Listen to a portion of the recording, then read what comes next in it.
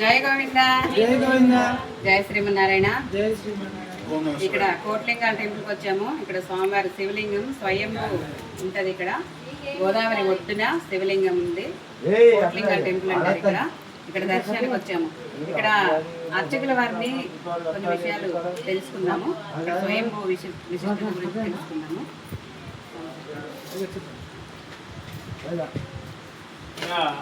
ఈ కోటేశ్వర స్వామి వారి యొక్క కళాపురాణము మీరు అడిగిన విధంగా ఏంటంటే, ఇక్కడ త్రేతాయుగంలో 5 యొక్క ఋషులు అక్కడ ఉన్నటువంటి యొక్క ఆగ్నేయం గుట్ట పైన ఒక గృహలో తపస్సు చేసుకుంటూ గోదావరి నదికి ప్రతిరోజు నిత్యం వచ్చి స్నానాలు ఆచరించి వారి యొక్క గోదావరి యొక్క జలాన్ని వాళ్ళు ఉన్నటువంటి యొక్క గృహలోకి తీసుకొని వెళ్ళిపోయి ఇక్కడ వాళ్ళు తపస్సు చేసుకునేవారు.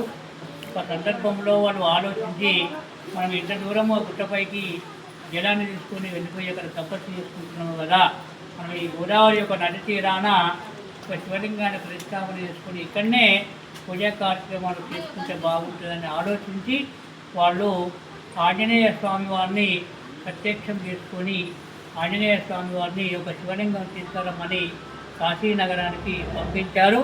ఆ ఆంజనేయ స్వామి వారిని పంపించే అటువంటి ఒక సందర్భంలో ఫలానా ముహూర్త టైంకు శివలింగాన్ని తీసుకురా అని ఈ ఋషులు చెప్పలేదు.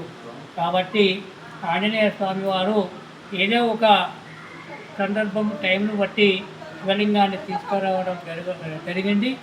అదే ముహూర్త టైం దాటిపోతుందని ఈ ఆంజనేయ స్వామిని పంపినటువంటి ఋషులు గోదావరి నదిలో 1 ఇస్కరేణులు తీసుకువచ్చి 1 శివలింగాలుగా లోపల ఉన్నటువంటి యొక్క గర్భాలయంలో ఉన్నటువంటి యొక్క శివలింగాన్ని ప్రతిష్టాపన చేశారు.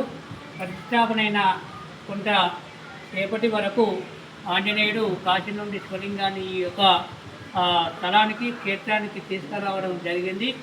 ఈ ఋషులు ఏదైతే గోదావరిలో తీసుకొచ్చినటువంటి యొక్క ఇసుకతో చేసిన శేఖరలింగాన్ని చూసి ఆయన బాధపడి చింతించి, ఆ శివలింగము పూజకు పనికిరాదు కాబట్టి నేను పనికిరాకుండా చేస్తా అని ఇక్కడ ఉన్నటువంటి భూమిపైన వదిలేస్తే, ఆ ఆంజనేయ స్వామి వారు తీసుకొచ్చినటువంటి ఒక శివలింగము పానపట్టము కానీ ఈ తలకున్నటువంటి గాయము జరగడము అక్కడ విశేషము.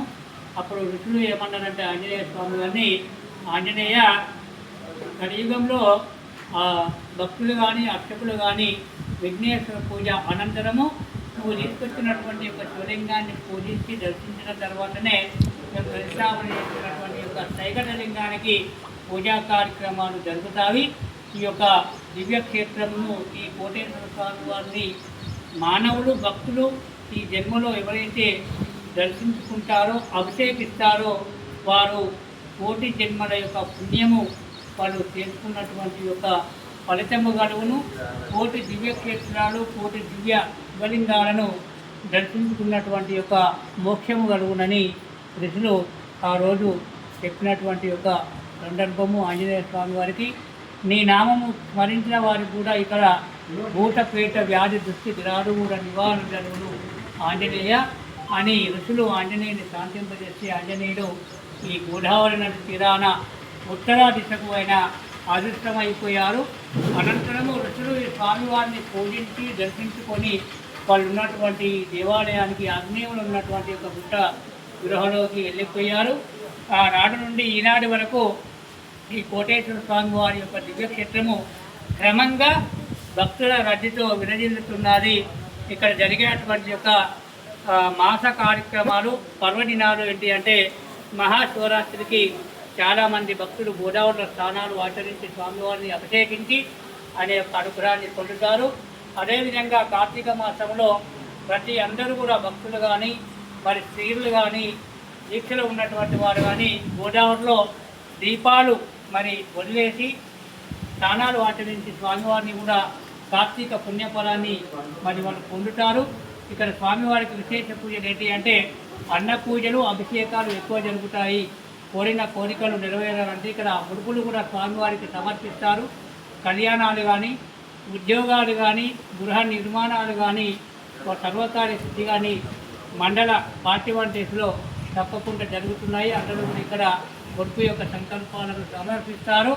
ఇది జగిత్యాల జిల్లా వెలుగటూరు మండలానికి గోదావరి సమీపాన 4 కిలోమీటర్ల హైవే రోడ్డుకి ఇది ఆనుకొని ఉన్నటువంటి ఒక పురాతన దివ్యక్షేత్రము కోటేశ్వర స్వామి వారు.